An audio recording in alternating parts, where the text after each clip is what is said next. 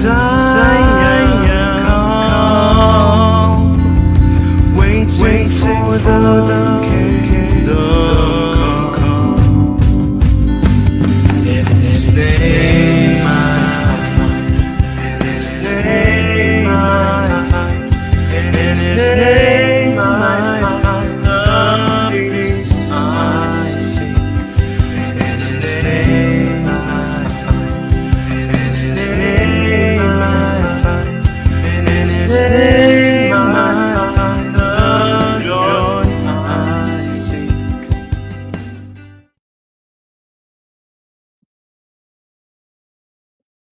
Shalom, Bapak, Ibu, Saudara-saudari yang terkasih dalam Tuhan Yesus Kristus.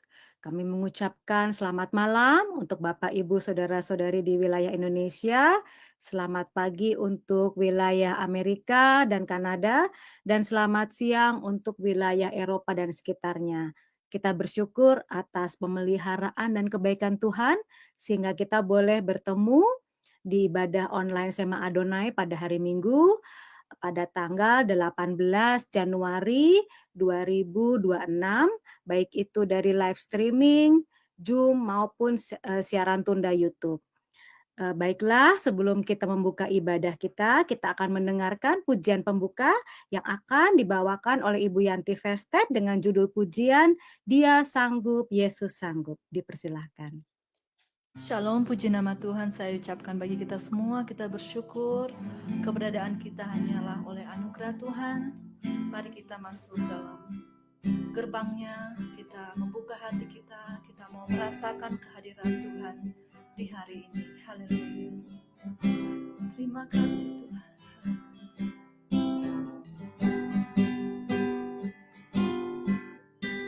Yesus Tuhan, mulialah namamu.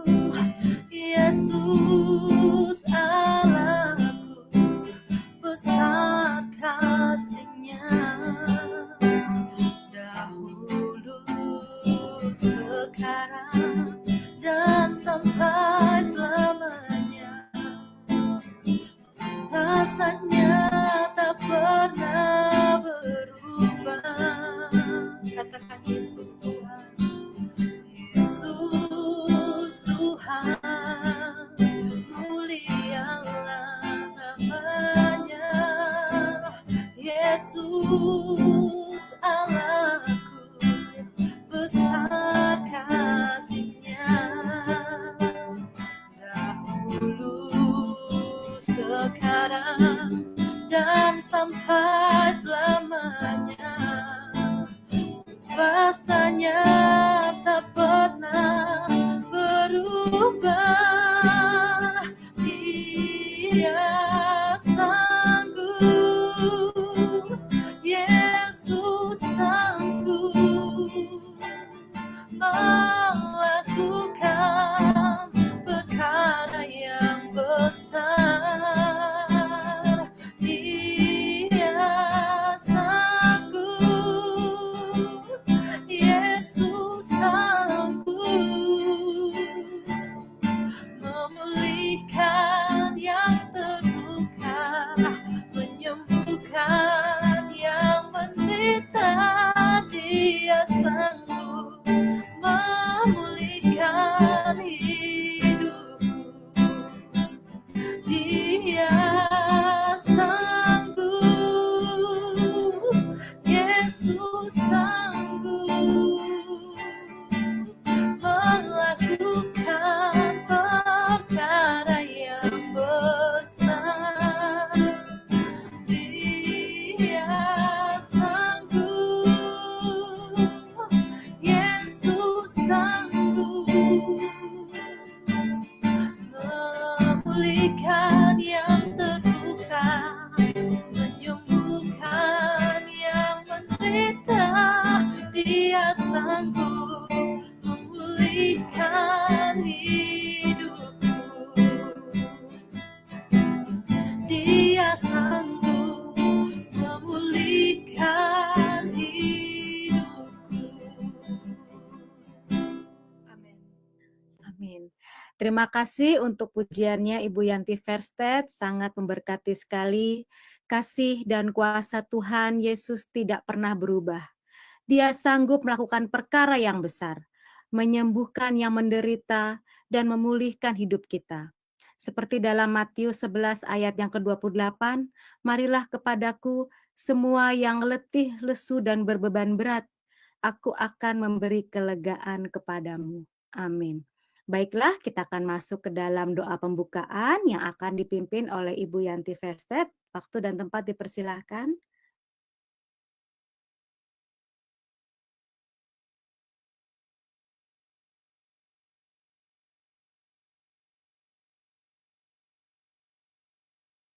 Ibu Yanti, baiklah, saya akan yang pimpin doa pembukaan ya. Mari kita satu dalam doa. Bapa kami yang di surga, Bapa dalam nama Tuhan Yesus Kristus, kami mengucap syukur ya Tuhan atas kasih karunia yang Kau berikan kepada kami, sehingga kami boleh kembali mengikuti ibadah online pada hari ini ya Tuhan, pada hari Minggu tanggal 18 Januari 2026. Tuhan, saat ini kami akan memulai ibadah. Kami mohon Tuhan jamahan dan urapan-Mu, begitu juga untuk yang bertugas pada hari ini, baik dari segi operator maupun dari liturgis, pembawa pujian. Mampukan kami ya Tuhan, agar apa yang kami lakukan bisa menjadi berkat untuk kemuliaan nama-Mu saja. Dan nanti Tuhan kami juga akan mendengarkan firman yang akan dibawakan oleh Ibu Pendeta Magdalena Caroline. Kami mohon Tuhan kiranya Engkau jamah kami dan juga jamah Ibu Pendeta Magdalena Caroline, agar apa yang Ibu Pendeta sampaikan kepada kami bisa menjadi rema dalam kehidupan kami masing-masing. Terima kasih Tuhan, dalam nama Tuhan kami Yesus Kristus, kami sudah berdoa dan mengucap syukur. Haleluya. Amin. Ya, terima kasih. Baiklah, kita akan kembali mendengarkan pujian yang akan dibawakan oleh Ibu Yanti Verstedt dengan judul pujian Yesus Jawaban Dalam Hidupku. Dipersilahkan. Mari kita terus memuji Tuhan. Saya yakin dan percaya kita yang hadir di hari ini adalah kita orang-orang yang rindu untuk menerima jawaban Tuhan. Kita akan memuji Tuhan dari lubuk hati yang paling dalam, kita mau menyembah Tuhan. Haleluya. Yesus jawaban bagi semua orang, Dialah sumber keselamatanku. Amin. Yesus jawaban bagi semua orang, Dialah sumber keselamatanku. Sorak haleluya, sorak haleluya, Yesus jawaban dalam hidupku. Sorak haleluya, sorak haleluya, Yesus jawaban dalam hidupku. Sekali lagi katakan, Yesus jawaban bagi semua orang. Amin. Dialah sumber keselamatanku.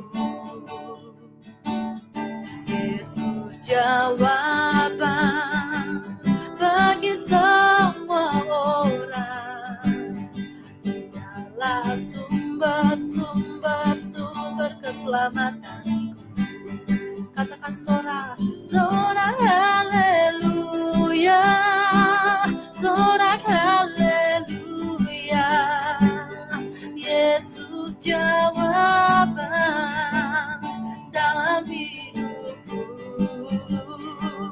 Sorak haleluya, sorak haleluya, Yesus jawaban hidupku, sorak haleluya, sorak haleluya. Yesus jawaban dalam hidupku, sorak haleluya, sorak haleluya. Yesus jawaban dalam hidupku, Yesus jawaban dalam hidupku. Amin. Ya, terima kasih untuk pujian dari Ibu Yanti Verstedt.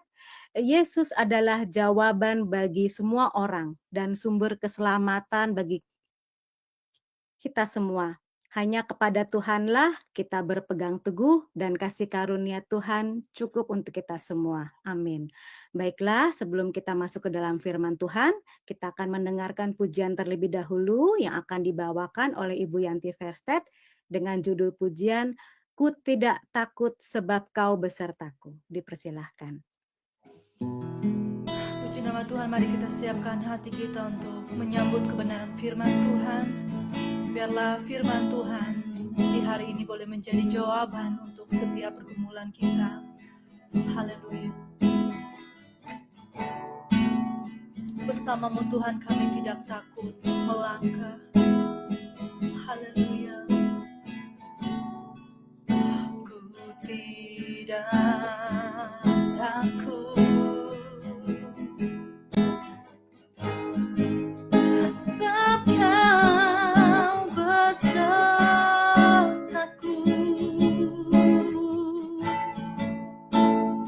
Ku tidak bimbang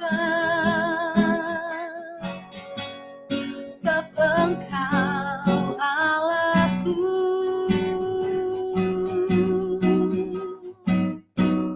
Engkau meneguhkanku, bahkan menolongku.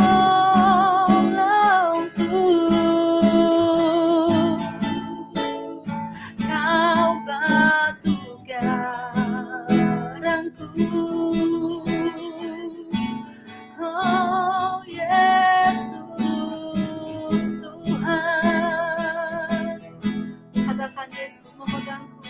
Yesus memegangku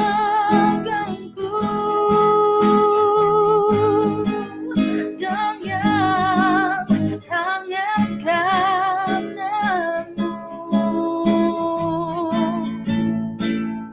Yesus memberiku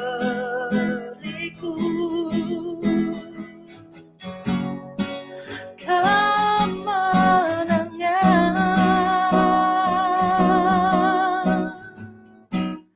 Yesus memegangku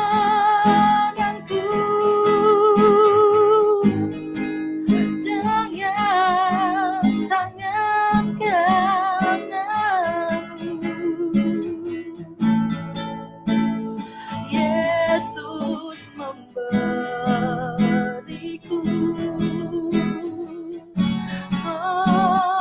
kemenangan. Katakan dengan iman, Yesus memegangku. Yesus memegangku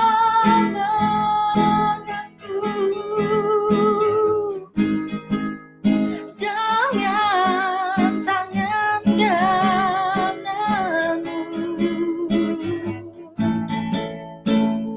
Yesus memberiku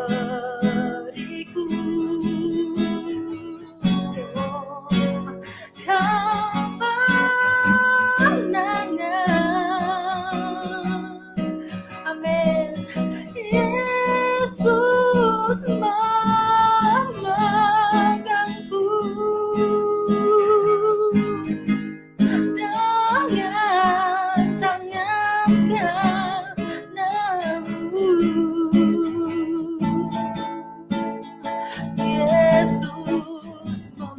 Amin,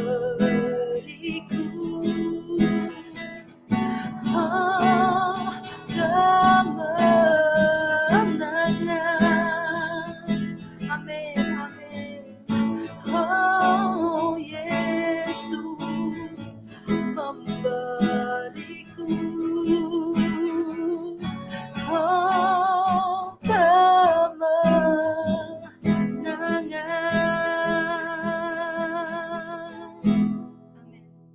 Amin. Terima kasih untuk pujiannya Ibu Yanti Verstedt. Kita tidak takut dan bimbang dalam segala hal karena Tuhan beserta kita dan menguatkan hidup kita. Tuhan Yesus adalah batu karang kita. Amin. Baiklah Bapak Ibu, saudara-saudari, mari kita mempersiapkan hati dan pikiran kita untuk mendengarkan firman Tuhan. Dan tema minggu ini adalah kasih karunia Tuhan. Dan pembicara pada minggu ini adalah Ibu Pendeta Dr. Randa Magdalena Caroline Da Costa MDiv. Untuk Ibu Magdalena, waktu dan tempat dipersilahkan.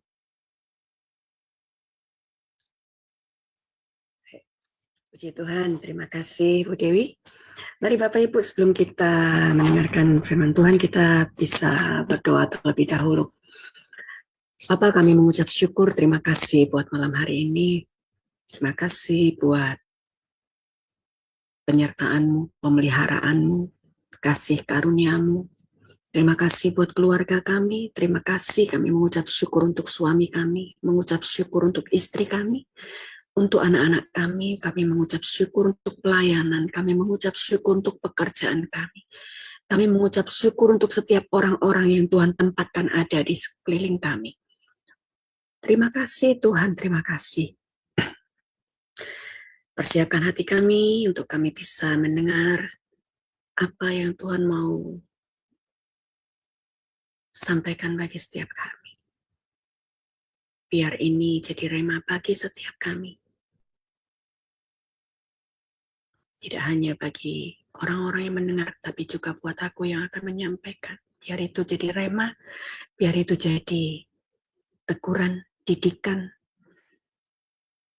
tapi juga mengingatkan dan terus menyembuhkan, memulihkan setiap kami. Terima kasih Bapa, di dalam nama Yesus. Kami sudah berdoa. Amin. Baik, selamat malam, shalom semua, selamat pagi, selamat siang juga Bapak Ibu.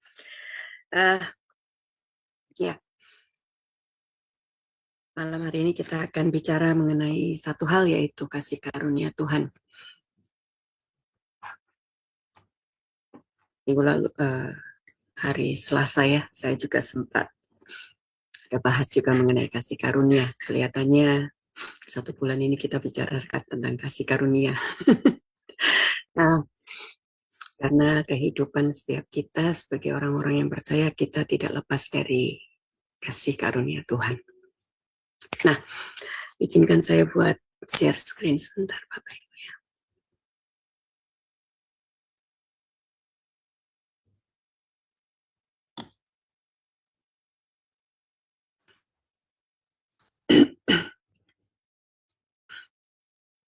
Ya, sudah terlihat kan? Belum Ibu.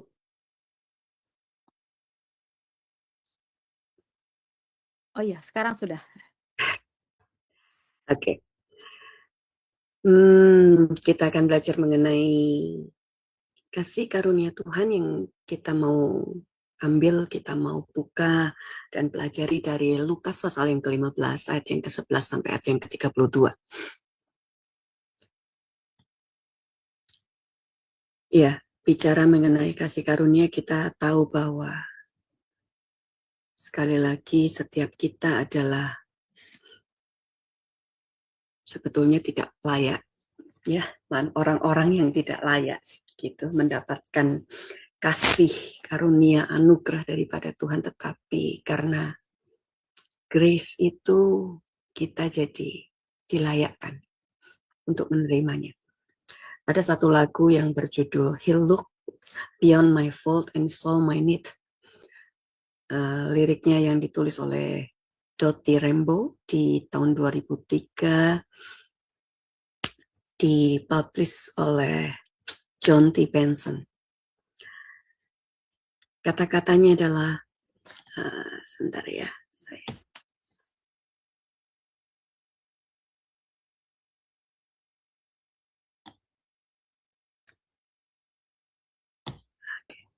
Kata-katanya adalah begini, Amazing grace shall always be my song of praise. For it was grace that brought my liberty. I do not know just why he came to love me so. He looked beyond my fault and saw my need.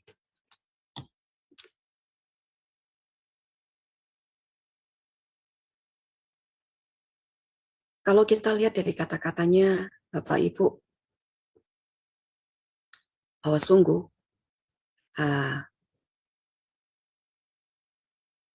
dikatakan di sini, I shall forever live my eyes to Calvary to view the cross where Jesus died for me. How marvelous the grace that caught my feeling soul. He looked beyond my fault and saw my need. Setiap akhir dari kalimat ini selalu ada kata-kata. Dia selalu melihat kesalahan, tapi juga dia selalu menyembuhkan, memulihkan gitu ya. Nah, ternyata setiap kita manusia, kita membutuhkan apa yang namanya amazing grace. Kita membutuhkan apa yang namanya kasih karunia Tuhan. Saya percaya bahwa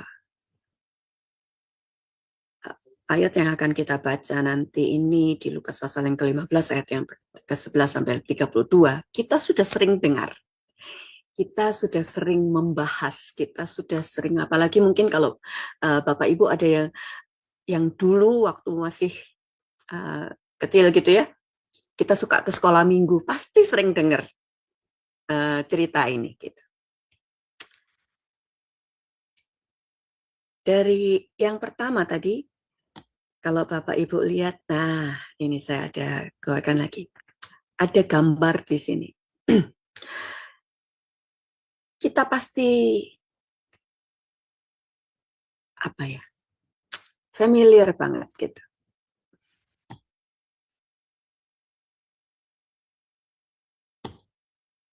Nah, Alkitab itu adalah pernyataan Tuhan secara khusus bagi setiap kita, supaya kita itu bisa mengenal siapa Dia. Karena setiap kali kita membaca Alkitab, kita mau belajar untuk jadi seperti Maria, duduk di kaki Tuhan, dan mulai bertanya kepada Dia. Apa yang Tuhan mau nyatakan di bagian ini, di pasal ini, melalui ayat ini, melalui firman ini, tentang dirimu supaya aku mengerti. Aku mau belajar menghargai, aku mau belajar untuk taat, aku mau belajar untuk melakukan.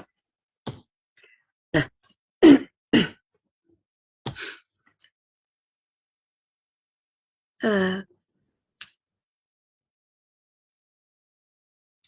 dikatakan bahwa tidak ada seorang pun yang pernah melihat Allah, tetapi anak tunggal Allah yang ada di pangkuan Bapa, Dialah yang menyatakannya. Dia yang memperkatakan. Tidak ada seorang pun. Di Yohanes pasal yang pertama ayat yang ke-18 kita bisa lihat itu. Lalu, kalau kita mau lihat dari gambar yang tadi, ada seorang bapak gitu ya, yang sedang berlari menuju kepada seorang yang lebih muda dari. Kalau kita mau lihat dari konteks peristiwanya, dari Lukas pasal yang ke-15 ini, siapa saja sih orang-orang yang mendengarkan perumpamaan dari Tuhan Yesus ini? Lalu, apa saja perbedaan latar belakang mereka? Apa perbedaan sikap mereka terhadap Yesus? Dan mengapa Yesus itu menyampaikan satu perumpamaan ini kepada mereka? Di ayat yang pertama sampai ayat yang ketiga dari Lukas pasal yang ke-15, di situ kita bisa lihat yang pertama adalah para pemungut cukai dan orang-orang yang berdosa biasanya itu datang kepada Yesus untuk mendengarkan dia. Ayat yang kedua, maka bersungut-sungutlah orang-orang Farisi dan ahli-ahli Taurat, katanya ia menerima orang-orang berdosa dan makan bersama-sama dengan mereka. Ayat yang ketiga, lalu ia mengatakan perumpamaan ini kepada mereka.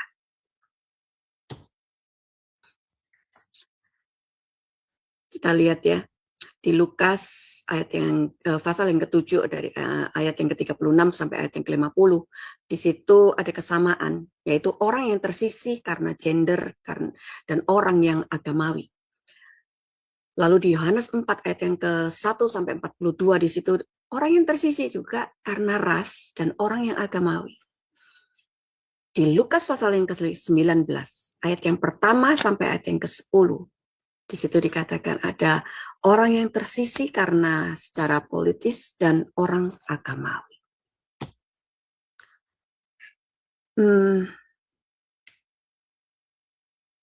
Kalau kita mau lihat dari perumpamaan yang Yesus sampaikan mengenai anak yang hilang, siapa saja menurut Bapak Ibu tokoh utama dalam perumpamaan ini?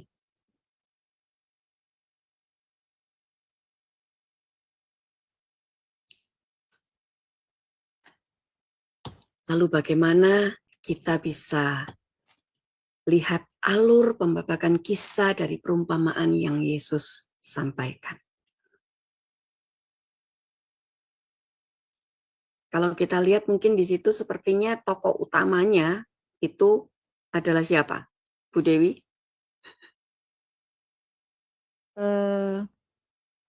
Kalau dari perumpamaan itu kan sebenarnya seorang anak yang dia minta harta ya Bu, banyak gitu kan. Dia pergi, kemudian dia kembali lagi ternyata hartanya udah habis dan orang tuanya bersukacita karena dia datang. Jadi seperti domba yang hilang. Mungkin itu perumpamaan itu untuk setiap kita ya Bu, manusia. Pendapat aku sih begitu Bu. Ya. Setiap kita adalah orang-orang yang terhilang dan kemudian kita mendapatkan kasih karunia untuk kita bisa didapatkan kembali. Nah, kalau kita bicara mengenai Lukas pasal yang ke-15 di sini, yang menjadi tokoh utama dari perumpamaan Tuhan dari anak yang hilang ini adalah anak yang kedua, betul ya? Tokoh utamanya nih.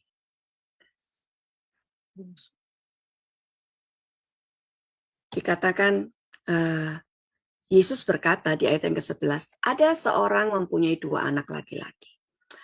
Anak yang bungsu, kata yang bungsu kepada ayahnya, Bapa, berikanlah kepadaku bagian harta milik kita yang menjadi hakku. Lalu ayahnya membagi-bagikan harta kekayaan itu di antara mereka.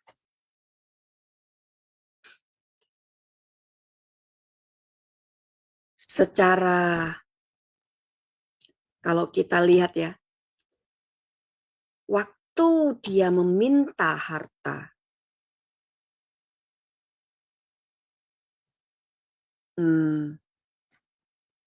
wajar nggak si bungsu ini minta harta warisan kepada papanya?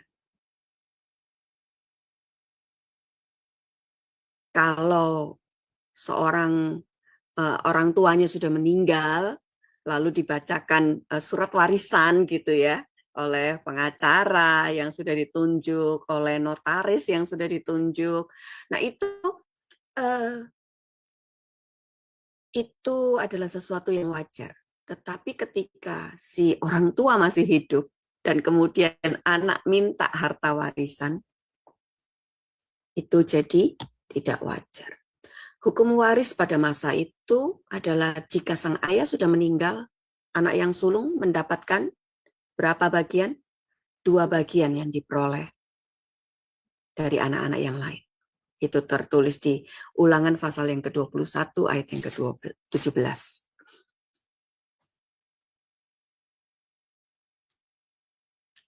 Nah, kalau dikatakan 2 bagian, berarti kira-kira si bungsu ini dapat berapa bagian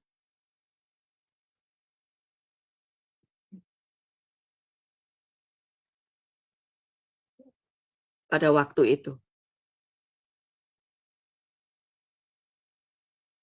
Bagian ya. Ada yang tahu? Aku lagi baca, Bu. Iya, Kalau yang sulung dapat 2 bagian, bagian. yang bungsu berarti dapat berapa nih? Sepertiga berarti ya. Kalau itu ya berarti itu kan kalau 2 bagian kan berarti dia yang paling banyak kan yang sulung kan. Jadi yang Yes, bungsu ya. sedikit. Jadi kalau jadi sepertiga begitu kira-kira, Bu. Nah, kita lihat di sini bahwa ternyata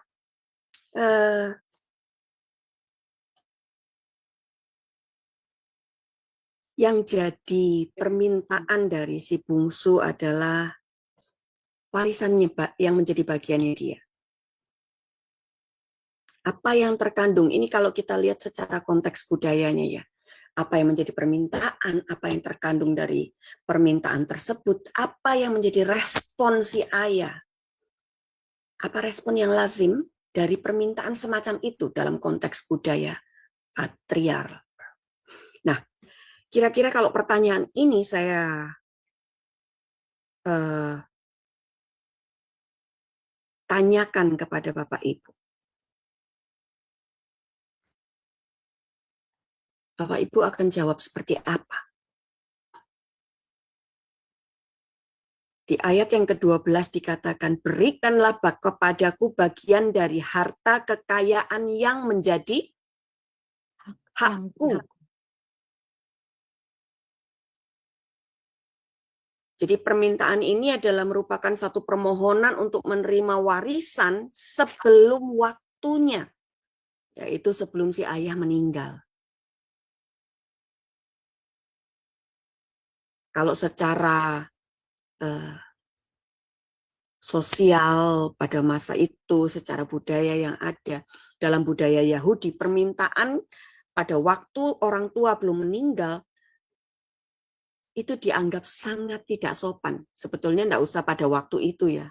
Sekarang saja ketika orang tua kita belum meninggal dan kita udah bilang, Pak, Mah, kasih bagianku ya, warisan bagianku, yang menjadi bagianku, yang jadi hakku. Itu sama artinya apa? Kita sedang mendoakan papa mama kita cepat meninggal gitu ya. Jadi si anak ini dia terlihat sekali bahwa dia tidak punya rasa hormat kepada orang tuanya. Dengan meminta harta kekayaan, si bungsu ini sedang memperlakukan seolah-olah dalam tanda kutip bahwa si ayah ini sudah meninggal. Betul ya? Belum meninggal tapi seolah-olah dianggap gitu ya. Karena apa? Aku kepingin cepat-cepat merasakan, menerima, menikmati apa yang menjadi hakku.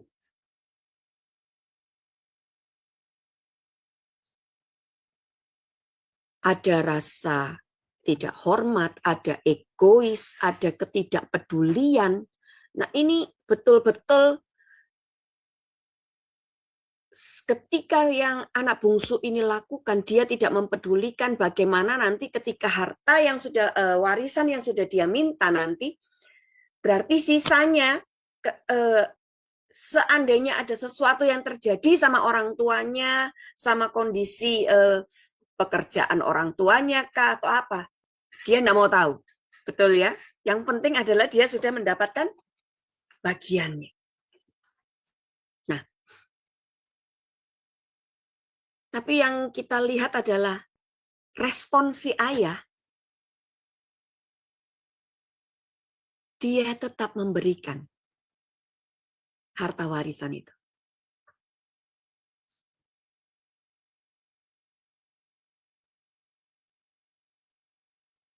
itu merupakan satu tindakan yang cukup berani, mengingat bahwa norma sosial yang ada itu yaitu menekankan satu kewajiban orang tua untuk melindungi dan mendidik anaknya sebetulnya. Seharusnya si ayah bisa bilang, nanti waktu ketika aku sudah nggak ada atau gimana, seharusnya pada waktu itu si ayah mungkin harusnya berespon seperti itu. Tetapi dia tidak lakukan itu. Dia berusaha memahami apa yang menjadi keinginan si anak, gitu ya. Dia menunjukkan satu pengertian, satu sikap yang oke lah, aku kasih bagianmu.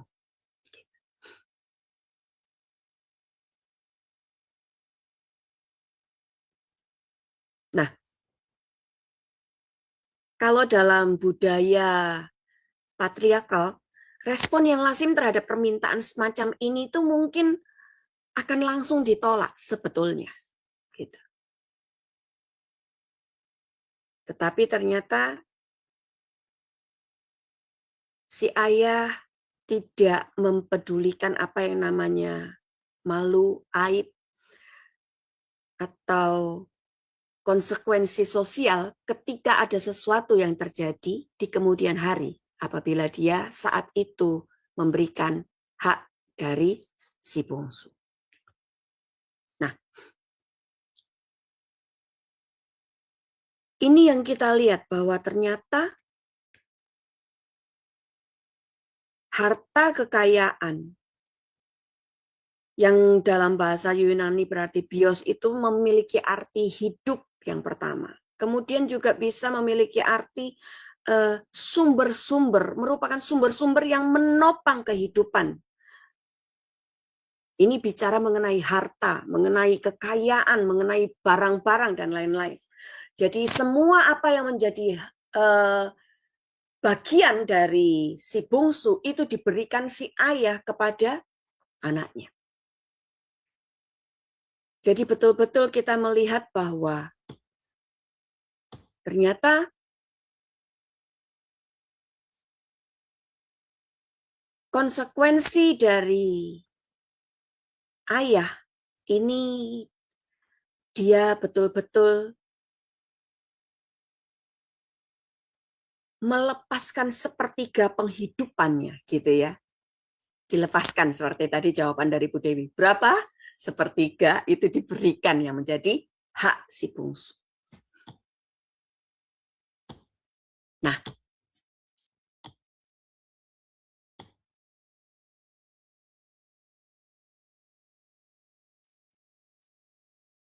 kenapa ketika dikatakan ada si ayah ini harus melepaskan sepertiga penghidupannya, ini yang dikatakan yang sebetulnya sangat jarang dibahas oleh orang-orang pada masa itu.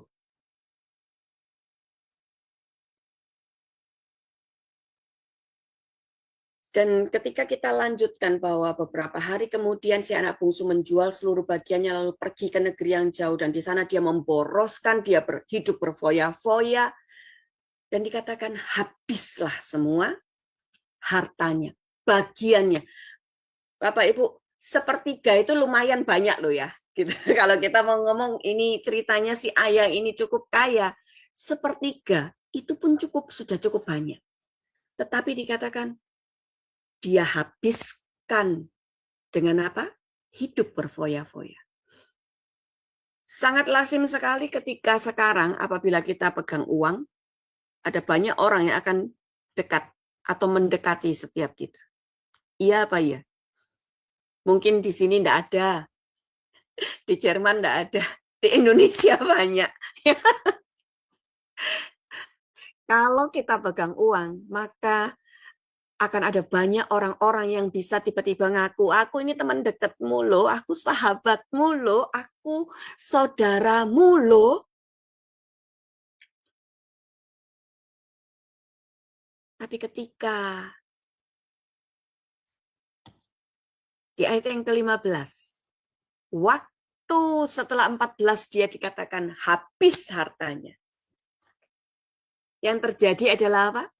Yang tadi ngaku-ngaku pergi semua meninggalkan dia. Sehingga dia mencari pekerjaan. Menjaga apa?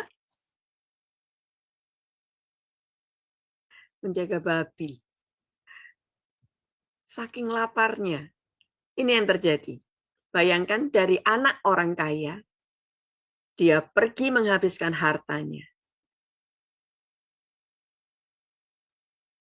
Lalu berakhir dengan makan ampas yang menjadi makanan babi.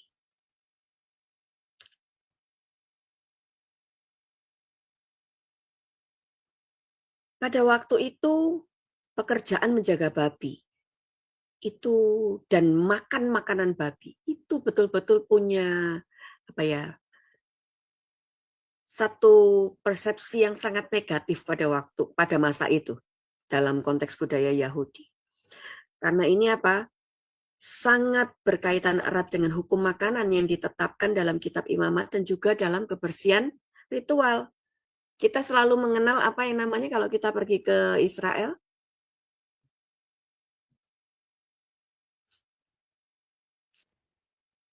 makanan yang diperbolehkan bagi orang Yahudi disebut apa? Kosher. Jadi dalam hal ini, yang namanya babi itu tidak termasuk dalam kategori kosher. Jadi sebetulnya ketika dia makan makanan babi, dia sebetulnya sudah melanggar itu semua. Dan pekerjaan menjaga babi sebetulnya pada masa itu adalah satu pekerjaan yang sangat dihindari. Karena menjaga babi itu adalah pekerjaan yang sangat dipandang rendah dalam masyarakat Yahudi. Seorang peternak babi akan dianggap terasing dari masyarakat. Karena ini bertentangan dengan kepercayaan dan norma agama. Seorang penjaga babi dikatakan berarti dia memiliki satu status sosial yang rendah. Bayangkan ya, dia yang statusnya awalnya di atas, setelah berfoya-foya, dia jadi ada di bawah.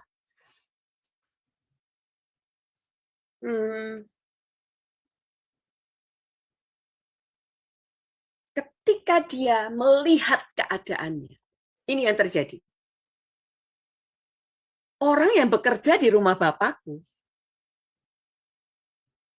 orang upahannya bapakku, itu hidupnya berlimpah loh, gitu ya. Ini yang si bungsu ini ingat. Karena apa? Kan dia hidup sama papanya gitu ya, sama kakaknya si sulung. Dia melihat bagaimana orang-orang upahan bapaknya bekerja dan mendapatkan upah. Karena itu dia bilang, ketika dia menyadari keadaannya gitu ya. Ini orang yang bekerja menjaga babi di peternakan, makanya kenapa dikatakan ini merupakan satu pekerjaan yang rendah gitu.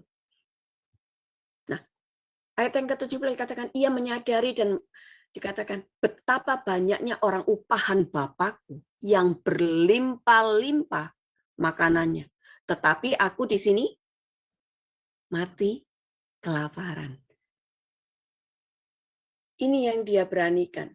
Aku akan bangkit dan pergi kepada Bapakku dan berkata kepadanya, Bapa, aku telah berdosa terhadap surga dan terhadap Bapa. Aku tidak layak lagi disebutkan anak Bapa. Jadikanlah aku sebagai salah seorang upahan Bapa. Bagi dia, jadi orang upahan bapaknya itu sudah lebih dari cukup ya, gitu, daripada jaga babi dan kemudian makan makanan babi.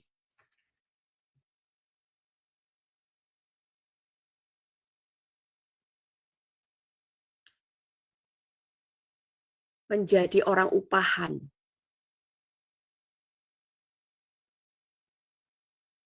Menjadi hamba. Lalu anak. Kalau kita lihat, kira-kira apa perbedaan posisi ketiga ini? Sebagai orang upahan, lalu hamba, dan kemudian anak. Apa bedanya? Ada yang bisa jawab saya?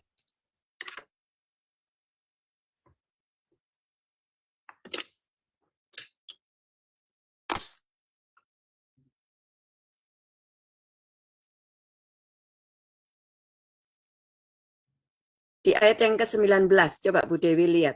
Ya, Orang ayat yang upahan itu apa? ke-19. Ya, aku tidak layak disebut sebagai anak Bapa, jadikanlah aku sebagai salah seorang upahan Bapa. Jadi orang yang dibayar, yang tadi dibilang dia walaupun orang upahan, namun dia berkelimpahan makanan. Ya, Orang upahan itu artinya seperti kalau kita mungkin di Indo ini adalah orang yang dibayar harian itu loh ya. Yang cuma berapa jam bekerjanya. Nah, itu orang upahan, bukan yang tinggal gitu ya, yang stay di rumah tuannya, enggak. Tapi pekerja harian atau ya, pekerja harian. Berarti sebetulnya upah atau gaji yang dia dapat juga enggak terlalu besar, tetapi buat dia daripada jadi penjaga babi, ya. ya, jaga babi gitu. Lalu kalau kita lihat apa bedanya dengan orang upahan dengan hamba di ayat yang ke-22? Ya, aku lihat kalau hamba itu di atasnya orang upahan. Jadi dia yang tinggal di situ mungkin dapatnya bulanan ya mungkin ya. Nah, itu dia. Ya, Yes, ya. ya. Pekerja tetap gitu ya, Pekerja tetap, bukan ya. pekerja lepas gitu ya, Ya. bukan pekerja harian, tapi pekerja tetap. Jadi pasti gajinya juga pasti lebih besar dan dia bisa tinggal di situ. Nah, gitu ya. Makan di situ. Lalu posisi yang terakhir, Anak. anak. Dia mendapatkan semuanya ya, Bu. Ya. Dipakein baju jubah baru. Nah, Ya. kalau kita bicara anak, artinya apa? Orang yang bekerja harian, dia hanya mendapatkan upah harian. Hamba dia dapat gaji, iya. Tapi cuman ya berhenti di situ. Tetapi anak, dia akan menerima apa? Seperti yang tadi diminta sama si bungsu? Ya, semuanya Warisan. sepertiga warisan. Itu yang tidak dimiliki oleh orang upahan dan hamba. Mereka tidak akan dapat yang namanya warisan.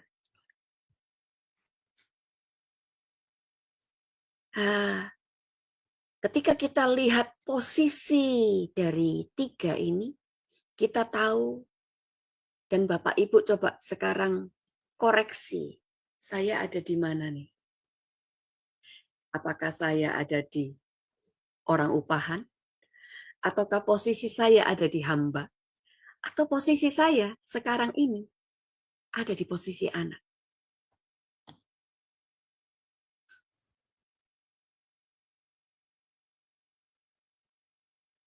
Dari anak, kemudian berfoya-foya, jadi jaga babi. Ini yang terjadi.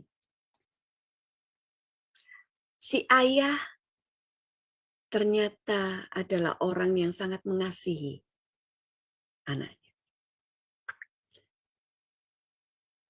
Sejak kepergian si bungsu, setiap hari yang dia lakukan adalah apa?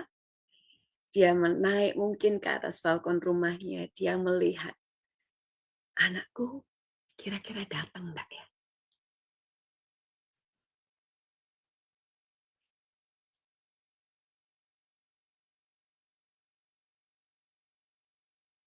Kita mungkin melakukan banyak kesalahan, Bapak Ibu, sebagai orang percaya.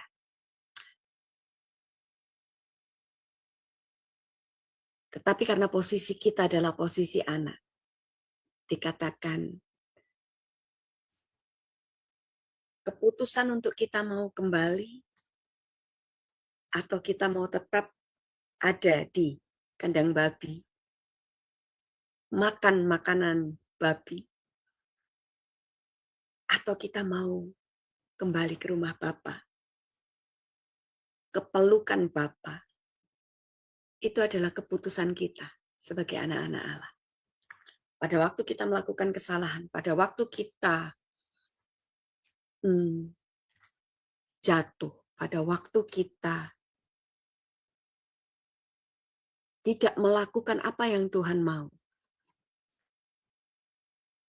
kita sedang keluar dari rumah atau kita sedang keluar dari hadirat Allah. Kita sedang keluar. Tetapi keputusan untuk kita kembali lagi, itu sebetulnya yang sedang dinanti oleh Tuhan. Sama yang seperti Bapak ini lakukan. Dia terus memandang setiap saat, dia memandang, dia coba lihat, anakku datang enggak ya? Dia kembali enggak ya? Hidupnya gimana ya? Keadaannya bagaimana ya? Apakah sebagai orang yang kaya pada masa itu? Atau mungkin orang yang kaya masa-masa ini? Susahkah bagi dia untuk dia tahu kondisi anaknya?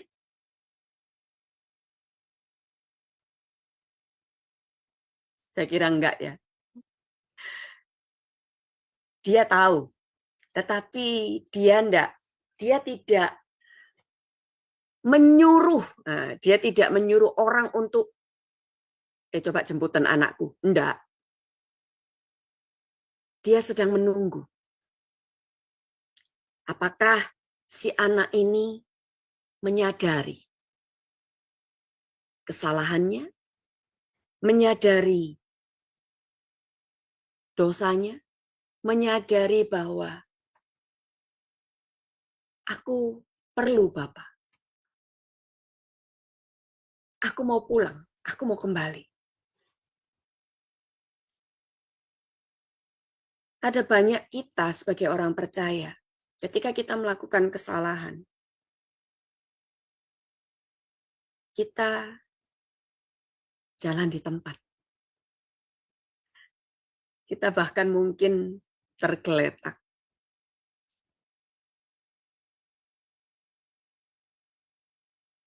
Bukan malas berdiri, tetapi karena banyaknya tudingan terhadap anak-anak Tuhan yang jatuh. Sehingga ketika mereka berpikir, aku mau pulang, intimidasi yang ada apa? Biasanya. Apakah kita layak? Apakah kamu layak? Apakah kamu pantas? Memangnya kamu siapa? Kamu kan sudah begini, kamu kan sudah A, kamu kan sudah B, kamu kan sudah C.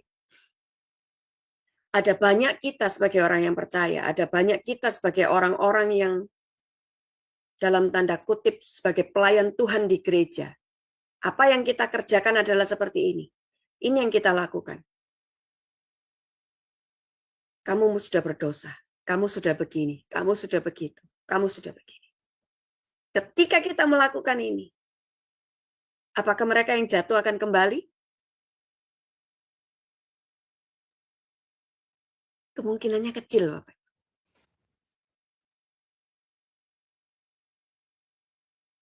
Karena yang ada di pikiran mereka apa? Iya, kalau kembali aku diterima.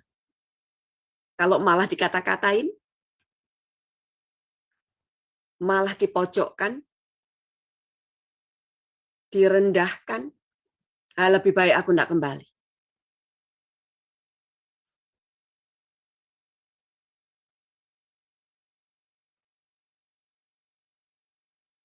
Padahal gereja seharusnya menjadi tempat untuk orang-orang, untuk mereka yang terhilang, untuk mereka yang butuh diperbaiki kehidupannya, untuk mereka yang butuh dipeluk, untuk mereka yang butuh dibenarkan, dipulihkan. Tetapi sebagai orang Kristen, sebagai anak Tuhan, kita kehilangan esensi ini.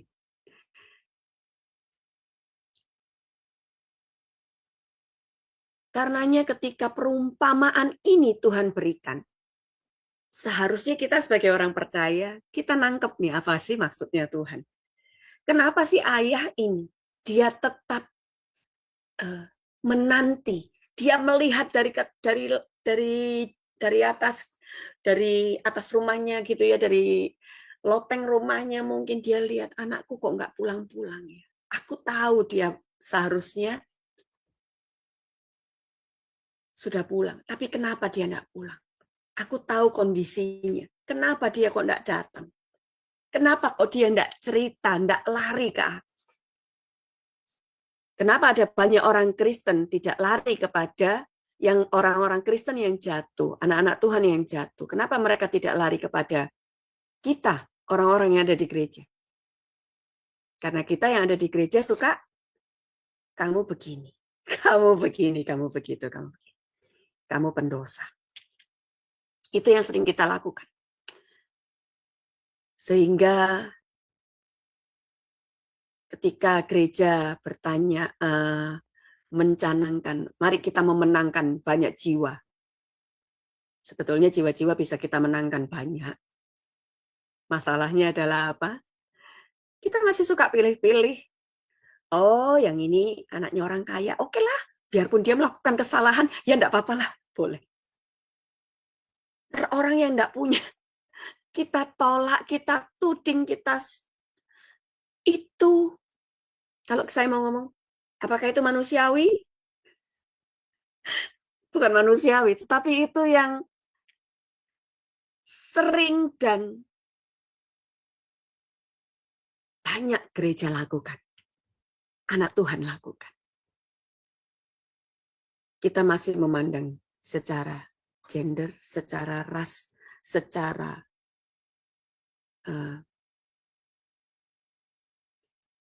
kondisi ekonomi mereka. Mereka layak enggak ya?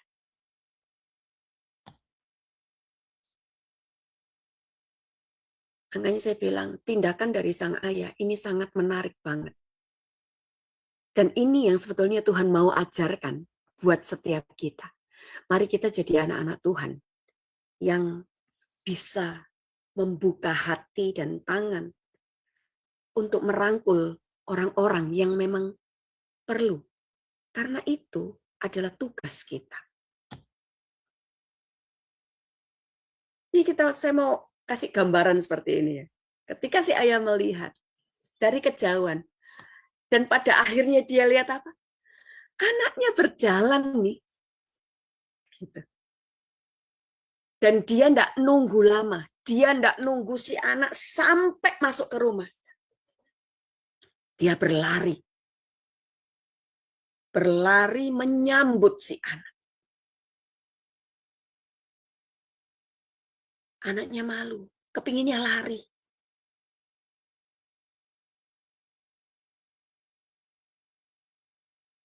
Tapi ini yang terjadi. Si ayah memeluk anaknya.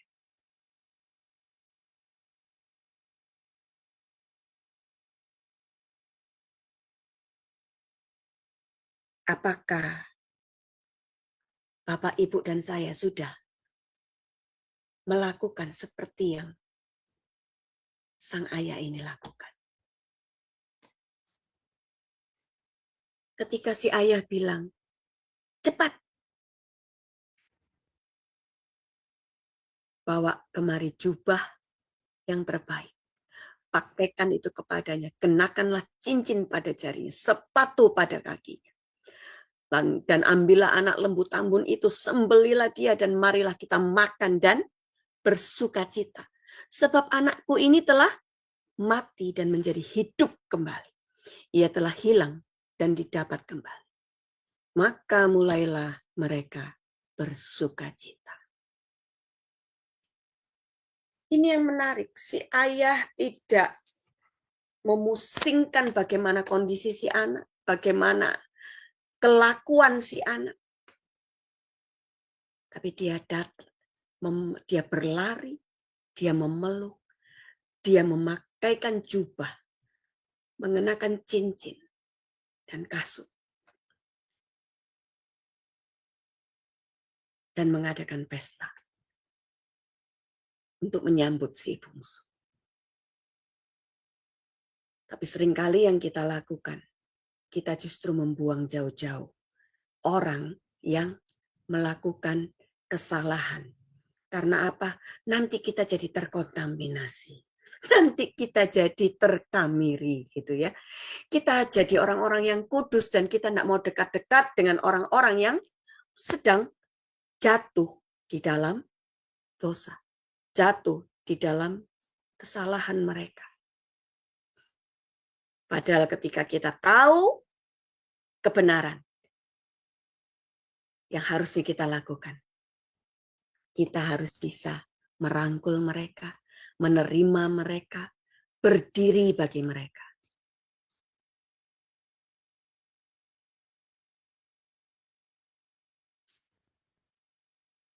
Tidak mudah, gitu ya. Tetapi kita mau belajar dari apa yang terjadi di sini. Bahwa ternyata sekalipun Tuhan menyambut, Tuhan mengampuni. Kita seringkali dengar ya. Enggak apa-apa kamu enggak ngampuni, enggak apa-apa kamu enggak memaafkan aku. Yang penting Tuhan sudah mengampuni dan memaafkan dan menerima aku. Tapi ini yang terjadi dan dilakukan sama si sulung. Dan inilah yang sering dilakukan oleh kita sebagai orang-orang yang percaya di dalam gereja. Sebagai yang namanya pelayan Tuhan. Sebagai hamba Tuhan.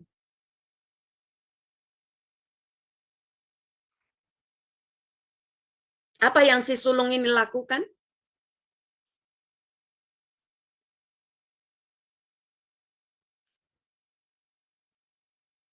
Ada yang tahu? Marah, Marah. tidak mau masuk. Enggak mau ikut dia di perjamuan itu, betul ya? Ya. Dia marah, dia jengkel, dia kecewa, dia sakit hati sama papanya.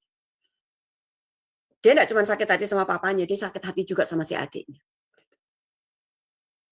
Adiknya ini sudah pergi menghabiskan uang atau harta warisannya, lalu dia kembali dan si ayah mengembalikan lagi istilahnya posisinya gitu. Yang ada di pikiran si sulung ini kan seperti ini. Ini nanti kira-kira ketika papa meninggal, dia pasti juga dapat warisan lagi nih kan gitu ya. Karena dia posisinya sudah pulang kan gitu. Padahal dia udah dapat loh dulunya. Dia udah ambil tuh bagiannya.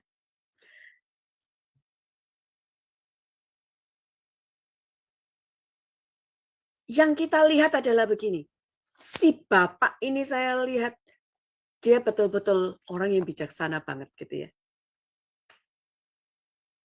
Dia menegur dengan kasih kepada anaknya yang sulung. Loh, kamu kan tinggal sama aku gitu. Kita tinggal di rumah yang sama. Makan makanan yang sama. Apa yang aku punya itu adalah punyamu juga. Kamu mau sembeli lembu yang besar pun juga enggak apa-apa. Karena apa? Loh, kamu anakku. Kamu tinggal sama aku. Tapi adikmu ini, dia itu loh sudah terhilang. Tapi sekarang dia kembali. Aku cuma nyembelihin anak lembu tambun. Cuman itu kok. Sedangkan kamu, apa yang aku punya saat ini di dalam, ya itu punyamu juga. Jadi sebetulnya ketika kita melihat ini,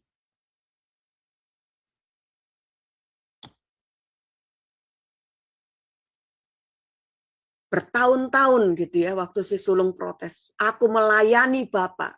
Seringkali kita akhirnya protes sama Tuhan kan gitu ya. Aku sudah melayani, aku sudah A, B, C, D, E, F, G gitu ya. Tapi kok dia lebih diberkati? Kan dia baru bertobat.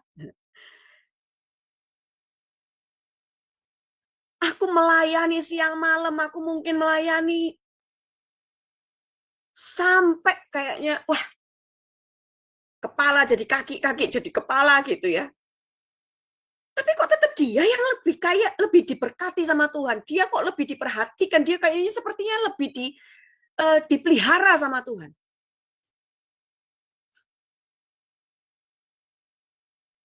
Si sulung betul-betul memperkatakan apa yang benar-benar mungkin kita sebagai orang percaya katakan kepada Tuhan. Baru saja anak yang kurang ajar itu ya, anak yang nakal itu ya, orang yang berdosa itu ya, gitu. Datang lagi, masuk lagi ke gereja. Tuhan sudah berkati.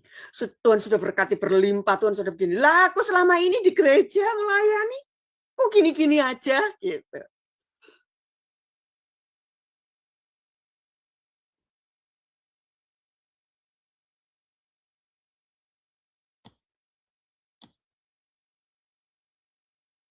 Apa yang dilakukan oleh si sulung, apa yang dikatakan, dan sebetulnya kira-kira persamaan sama antara sikap hati dari si sulung sama si bungsu ini apa sebetulnya?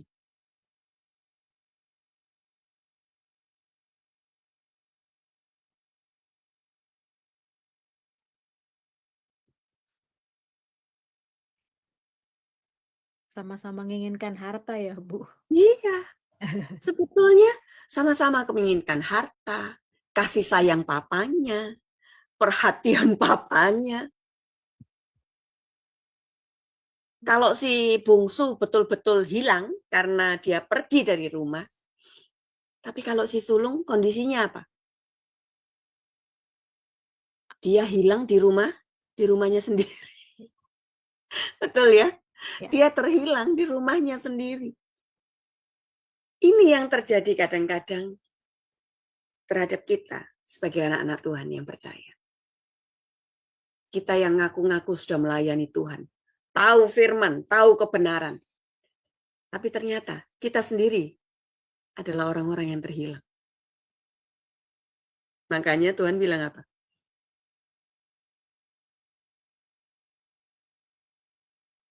Orang kita sudah berseru Tuhan, Tuhan, tapi Tuhan bilang, aku nggak kenal.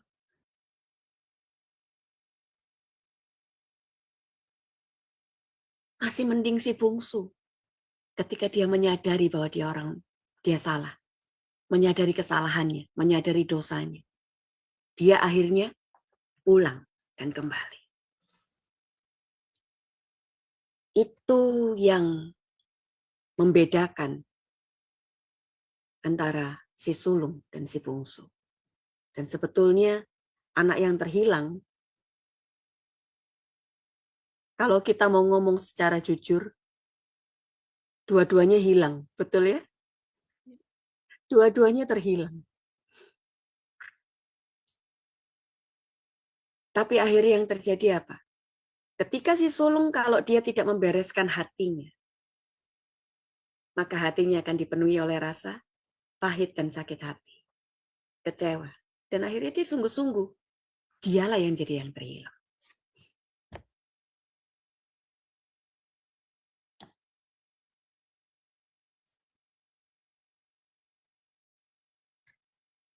Pernyataan Tuhan atau pernyataan Bapa ini, engkau selalu bersama-sama dengan aku. Segala kepunyaanku adalah kepunyaan. Kalau statement ini tidak membukakan hati kita, pikiran kita, bahwa Tuhan itu cinta sama kita. Dan seharusnya kita sebagai orang-orang yang mengerti akan kebenaran, mengerti akan kasih Tuhan, ya kita yang sudah menerima secara penuh setiap saat dikatakan punyamu, punyaku adalah punyamu. Artinya kasih Tuhan. Segala sesuatu yang Tuhan punya itu adalah milik kita sebagai anak. Seharusnya kita tidak perlu iri, kita tidak perlu kecewa, kita tidak perlu sakit hati, tapi justru seharusnya kita bersuka cita.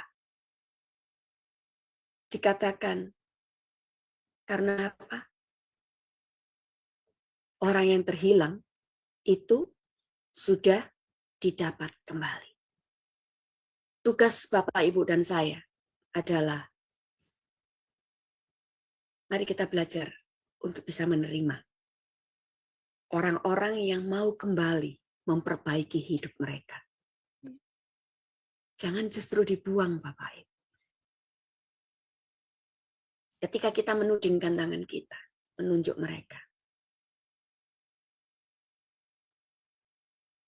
Terus memperkatakan, setiap kali ketemu, lah kamu gini, lah kamu, salahmu sendiri. Nah, ketika kita terus seperti itu, apakah dia akan terus bisa maju, bisa bertobat, bisa sungguh-sungguh lagi? I don't think so. Tapi mari, ambil bagian sebagai orang-orang yang punya kasih seperti kasihnya Tuhan. Cinta seperti cintanya Tuhan. Hati seperti hatinya Tuhan.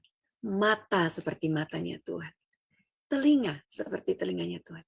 Yang melihat, menerima, mendengar, mencintai, mengasihi mereka. Orang-orang yang terhilang. Orang-orang yang jatuh. Supaya apa? Supaya mereka kembali dimenangkan bagi kerajaan surga. Dan saat itu apa yang terjadi? Malaikat di surga bersorak-sorai. Seharusnya itu adalah bagian kita sebagai anak-anak Tuhan yang mengerjakannya.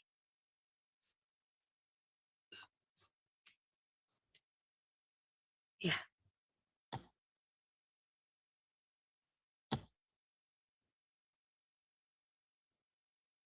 Semoga di akhir si sulung betul-betul bisa menerima dengan hati yang terbuka. Dengan hati yang penuh kasih. Menerima si bungsu. Sama seperti kita. Biar Bapak, Ibu, dan saya belajar dari kisah ini. Kasih karunia Tuhan itu tidak memandang siapa kita. Tetapi bagaimana kita bisa berespon terhadap kasih karunia itu. Apakah kita mau kembali? Atau kita mau tetap ada di dalam kandang babi? Makan ampas babi? Atau kita mau pulang ke rumah? Untuk kita terima jubah, cincin, kasut,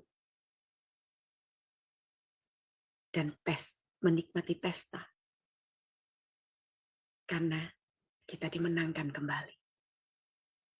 Itu pilihan yang Bapak, Ibu, dan saya bisa jawab dalam hati. Saya selesai sampai di sini, Bu Dewi. Terima kasih, Tuhan berkati. Ya, Ibu Pendeta Magdalena Caroline, terima kasih untuk firman yang sudah Ibu berikan kepada kita semua. Ya, Ibu, di sini saya juga belajar, Bu, bagaimana kita harus memandang kasih karunia. Kita harus mengambil kasih karunia Tuhan dengan kita selalu meresponinya dengan baik, dan kita merangkul orang-orang yang berdosa, orang-orang yang hilang, agar kita semua bisa bersama-sama di surga bersama-sama dengan Bapa, gitu. Terima kasih Ibu, semoga apa yang Ibu firmankan pada hari ini bisa menjadi rema di kehidupan kami sehari-hari. Amin, terima kasih. Baiklah, kita sekarang mau masuk ke dalam persembahan yang akan disampaikan oleh Ibu Aling. Silahkan Ibu Aling. Ya, terima kasih Ibu Dewi. Baik, Bapak Ibu, semua, bagi Bapak Ibu yang ingin mensupport pelayanan dari Sema Adonai, Bapak Ibu dapat memberikan persembahannya melalui Bank BCA dengan nomor rekening 7890232871 atas nama Petra AXXC XXXXXXXX. Demikian pengumumannya Bapak Ibu, dan terima kasih untuk persembahan kasih yang telah Bapak Ibu berikan untuk pelayanan Sema Adonai. Tuhan berkati. Saya kembalikan kepada Ibu Dewi sebagai lead. Persilakan. Ya, terima kasih Bu Aling untuk info persembahan, dan kami juga mengucapkan terima kasih kepada Bapak Ibu yang sudah mensupport pelayanan kami di Sema Adonai. Baiklah, kita sekarang mau masuk ke dalam doa syafaat yang akan dipimpin oleh Ibu Kinar. Silakan Ibu Kinar, waktu dipersilahkan. Terima kasih Bu Dewi atas waktunya. Bapak, Ibu, Saudara, mari kita masuk di dalam doa syafaat. Bapa kami yang di surga, sungguh kami mengucap syukur dan berterima kasih pada malam hari ini di waktu Indonesia. Kami bersama-sama dengan saudara-saudara kami yang berada di Jerman dan di Amerika. Kami bersama-sama melaksanakan ibadah Minggu 18 Januari 2026. Kami bersyukur dan berterima kasih kami boleh mengadakan ibadah pada saat ini, dan kami boleh mendengarkan firman-Mu yang kami terima, yang disampaikan oleh Ibu Pendeta Muda Dr. Anda Magdalena Carolina da Costa, MD. Tuhan, saat ini kami bersyukur karena kami merasakan bahwa kami benar-benar menerima kasih karunia dari-Mu.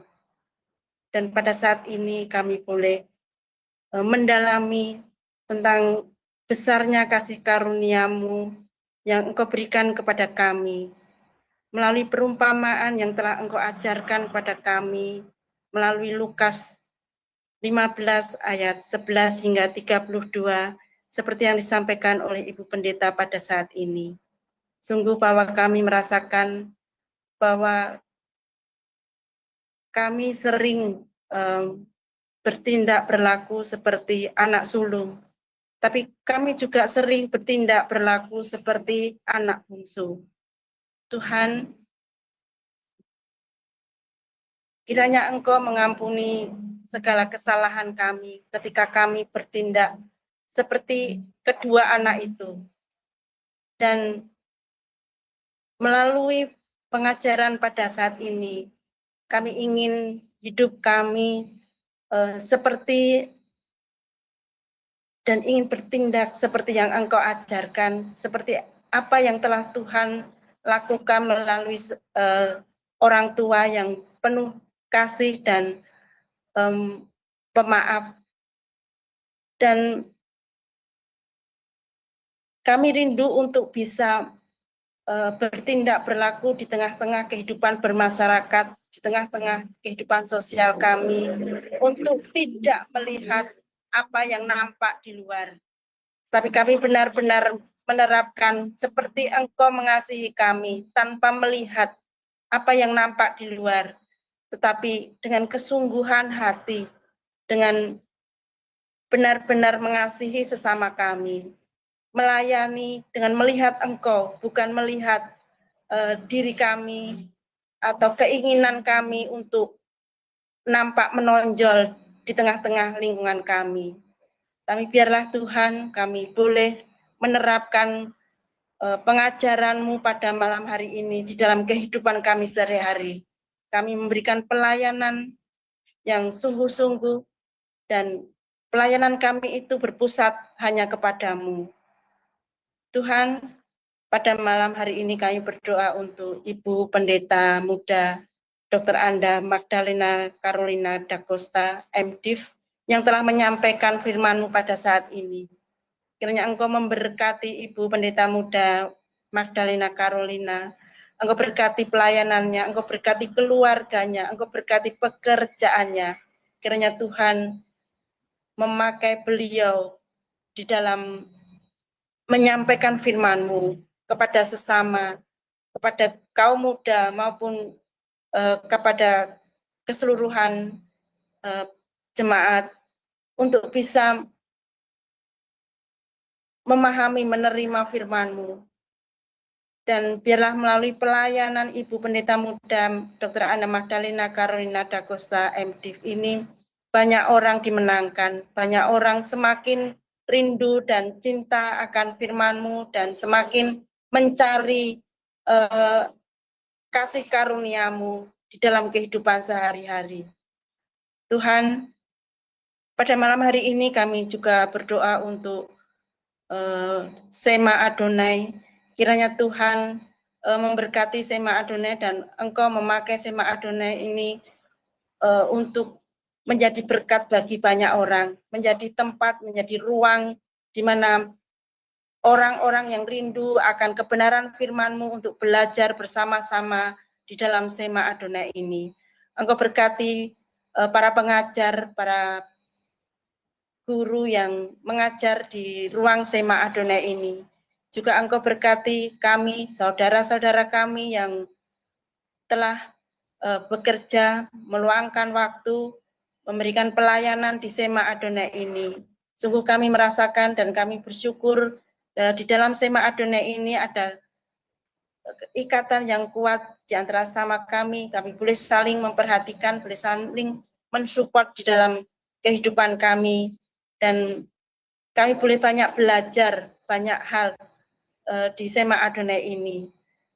Tuhan, kiranya Engkau memberkati para donatur yang telah memberikan berkat yang telah Engkau berikan di Sema Adonai ini, dan kiranya melalui berkat-berkat yang disampaikan lewat Sema Adonai ini boleh menjadikan Sema Adonai ini menjadi semakin besar dan menjangkau banyak orang di dalam pelayanan untuk memberitakan Injil kebenaran-Mu. Tuhan, kami juga berdoa untuk bangsa dan negara kami, kiranya Engkau memberkati para pemimpin kami di tingkat pusat maupun di tingkat daerah. Kiranya Engkau memakai para pemimpin kami ini, Tuhan, untuk membawa bangsa dan negara kami ini kepada keadilan sosial dan menuju kepada bangsa yang sejahtera. Tuhan, kiranya Engkau menolong dan memberikan hikmat kebijaksanaan kepada para pemimpin kami, agar di dalam mengelola bangsa dan negara kami ini dilandasi akan takut kepadamu, sehingga ketika mereka memimpin, mengambil keputusan adalah benar-benar keputusan yang berasal dari Tuhan. Bapa, kami juga berdoa untuk gerejamu yang ada di manapun berada, baik yang ada di Indonesia, maupun yang ada di Jerman, maupun yang ada di Amerika. Kiranya Engkau memberkati para pekerja-pekerjamu yang bekerja di ladangmu, yang memberitakan Injil kebenaranmu. Kiranya Engkau senantiasa menopang, menolong, dan mencukupi segala kebutuhan para hamba-hamba Tuhan. Tuhan, kami berterima kasih untuk ibadah pada saat ini, dan kami mau menaikkan doa seperti yang Engkau ajarkan, doa Bapa kami. Bapa kami yang di surga, dikuduskanlah namamu, datanglah kerajaanmu, jadilah kehendak-Mu di bumi seperti di surga. Berikanlah kami pada hari ini makanan kami yang secukupnya, dan ampunilah kami akan kesalahan kami, seperti kami juga mengampuni orang yang bersalah kepada kami. Dan janganlah membawa kami ke dalam pencobaan, tetapi lepaskanlah kami daripada yang jahat, karena Engkau-lah yang mempunyai kerajaan dan kuasa dan kemuliaan sampai selama-lamanya. Amin. Dalam nama Tuhan Yesus. Haleluya. Amin. Terima kasih, Dewi. Saya kembalikan waktunya. Ya, terima kasih Ibu Kinar yang sudah memimpin doa syafaat. Baiklah, sebelum kita menutup ibadah kita akan mendengarkan pujian penutup yang dibawakan oleh Ibu Yanti Versted dengan judul pujian Tenanglah Hatiku. Waktu dan tempat dipersilahkan.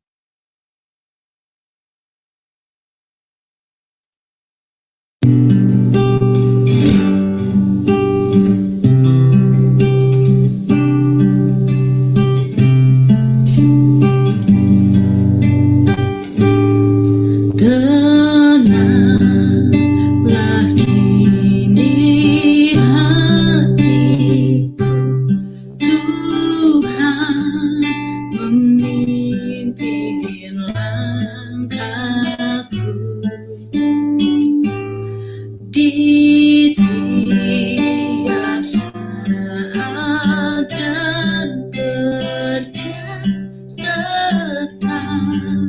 ku rasakan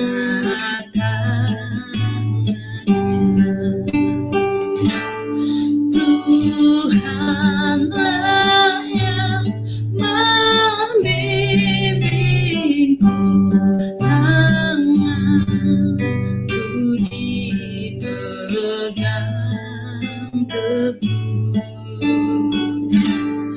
hatiku bersarang penuh, tanganku dipegang teguh.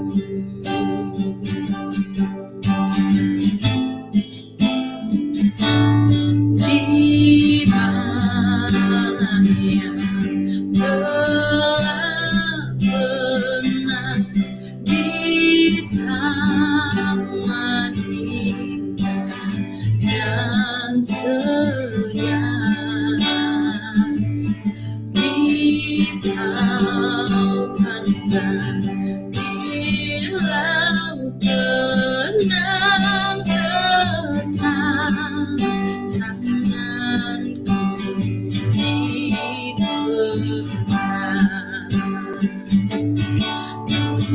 Tuhanlah yang membimbingku, tanganku dipegang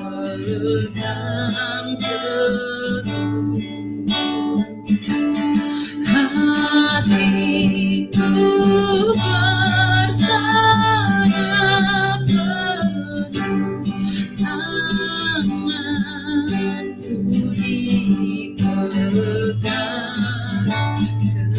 penuh,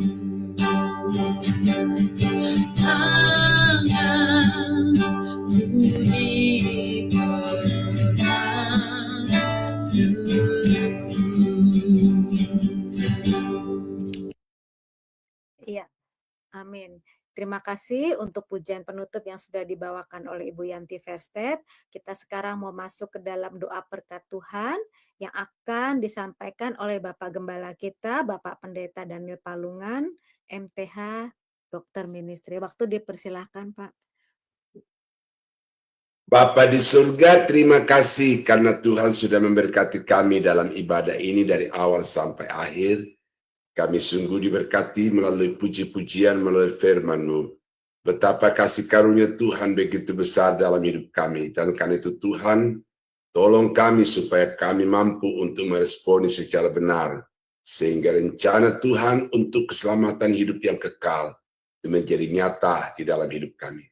Terima kasih untuk tangan Tuhan yang sudah memakai setiap hamba-hamba Tuhan yang melayani. Baik di depan layar, di belakang layar. Semua boleh bekerja dengan baik oleh karena campur tangan Tuhan. Dan karena itu kami tetap berserah kepada Tuhan. Pakai kami, jadikan kami sebagai alat dalam tangan-Mu. Supaya melalui kehidupan kami, maka nama-Mu dipermuliakan. Kami akan akhiri ibadah kami pada saat ini. Kami akan melanjutkan aktivitas kami. Sebagian kami akan beristirahat. Semuanya kami mohon. Kiranya Tuhan menjaga melindungi kami. Supaya apapun yang kami kerjakan akan membuat kami diberkati oleh Tuhan. Kami berdoa mengucap syukur dan mengakhiri ibadah Sema Adonai pada malam ini Dalam nama Yesus Tuhan dan Juru Selamat kami. Haleluya. Saudara-saudara sidang jemaat yang dikasihi Tuhan, kiranya anugerah dari Allah Bapa di dalam surga, damai sejahtera dari Tuhan kita Yesus Kristus, serta persekutuan kuat kuasa Roh Kudus, kiranya menyertai kita sekalian dari sekarang sampai selama-lamanya. Dalam nama Yesus, kami akhiri ibadah kami pada malam ini. Haleluya. Amin. Amin. Ya, Bapak Ibu, sekarang ibadah telah selesai. Kami mengucapkan terima kasih untuk Bapak Pendeta Daniel Palungan yang sudah memberikan doa berkat, dan juga Ibu Pendeta Dr. Randa Magdalena Caroline da Costa yang sudah membawakan firman Tuhan untuk minggu ini. Terima kasih juga untuk semua tim Sema Adonai yang sudah melayani pada hari ini, dan terima kasih juga untuk para jemaat yang sudah mengikuti ibadah Sema Adonai, baik itu secara live streaming, Zoom, maupun nanti siaran tunda YouTube. Sampai bertemu minggu depan, Tuhan memberkati. Shalom.